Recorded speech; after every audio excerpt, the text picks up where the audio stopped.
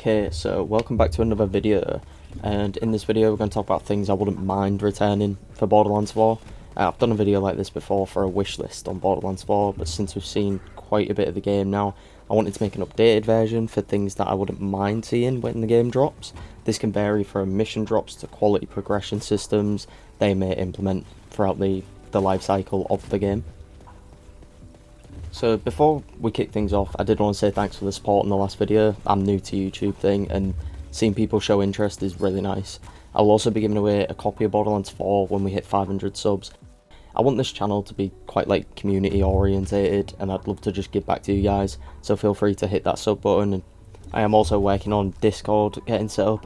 Ain't really my thing trying to get one of those set up, but currently working on it, so I'll have that up shortly as well.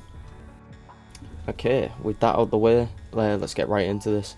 A dude commented on my last video about the Aridium fabricator, and honestly I don't think this is such a bad idea to have it return in some capacity. If people don't know what this is, it was basically a weapon that shot out other weapons, allowing people to use Aridium for more loot. Usually the loot chaser in me thinks this is an absolute terrible idea, but on the other hand I think it is a place for something similar in Borderlands 4. It would definitely need tweaking in terms of loot. But let's say we had Serif Crystals or something like that in Borderlands 4, make it rare to get this type of currency, and give the fabricator its own small little loot pool, where it's not just everything that can drop, and I think we might be able to have it work. Another idea for it is we could gain like charges for it, for doing something in the world, like exploring, so it's not like an unlimited resource. You get like a set amount of charges for say doing something in the world, and if you do more of those you get an extra one to spend to roll for it. Either way, I wouldn't hate the idea of this item making a return, just as long as it has balance and not a loot explosion of shite, because that was a big problem in Borderlands 3. Obviously the loot explosion, it was just too much, and there was too much Aridium dropping for it at the time as well. So next up on the list we have Serif Crystals, or some form of raid boss or takedown currency. I'm not sure why this went away in Borderlands 2, or after Borderlands 2. I for one really enjoyed the extra currency that only comes from the one activity, because it makes it feel like it's worth running for those extra little like rewards. I remember when I first discovered the vendor for Serif weapons, and it was like, it built up so much intrigue before I was able to take down my first DLC raid boss. I wanted to see what was in the vendor and, you know, get that little extra bit of excitement when grinding for endgame loot. And I mean, I also felt like the weapons themselves were quite good, like all the Serif weapons. They weren't perfect, but they were good to consider throughout like the game before OP levels. Obviously, Borderlands 2 had really terrible scaling, but like they're not super OP weapons, but good enough to warrant mid playthrough, and at least it adds a bit more colour to your inventory instead of just the bright orange loot. Personal favourite of mine, on a side note, was the Florentine SMG. That thing was top tier, and to this day one of my favourite weapons ever.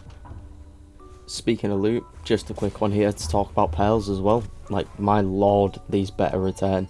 Nothing screamed dopamine hit more than that sexy bright blue beam. I have no idea why they didn't return in Borderlands 3. All the reasoning seems to be a lazy excuse, in my opinion.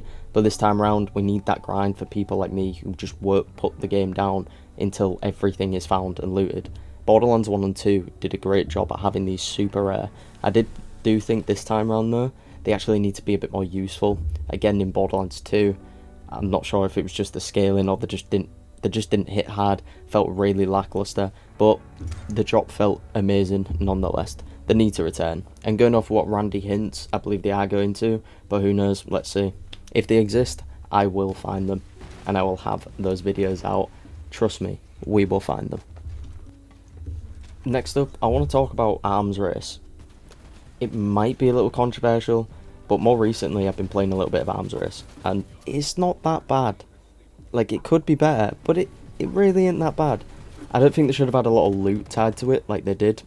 Obviously the plasma coil in Borderlands 3 is such a fucking overpowered weapon, but I feel like it should have actually had a better drop pool instead of just chests when you're in there.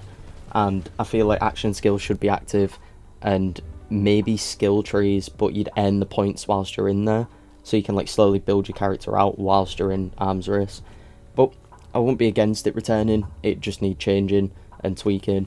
Obviously it was the first iteration of it and we don't know if it's going to return, but if it does, I'm all for it.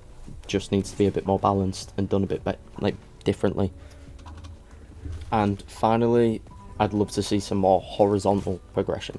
What I mean by this is better ways to customise our character and how we unlock these cosmetics.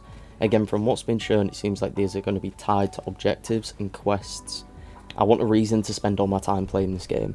One of the best ways to do that is have secrets hidden absolutely everywhere, and something tied to it.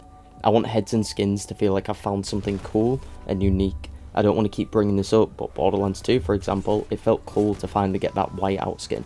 I will admit though, I would much rather have these items be a quest or challenge rewards.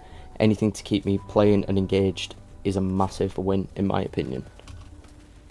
There's obviously way more things we can discuss and bring up, what we might want to return. Obviously, I've already done another video on this ages ago.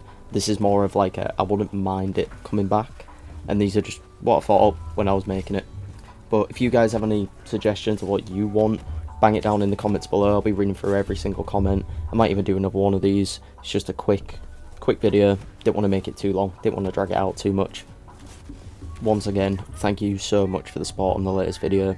Consider hitting the sub button for more videos and a chance to win a copy of Borderlands 4 from me. I'll catch you in the next one. Have a good day.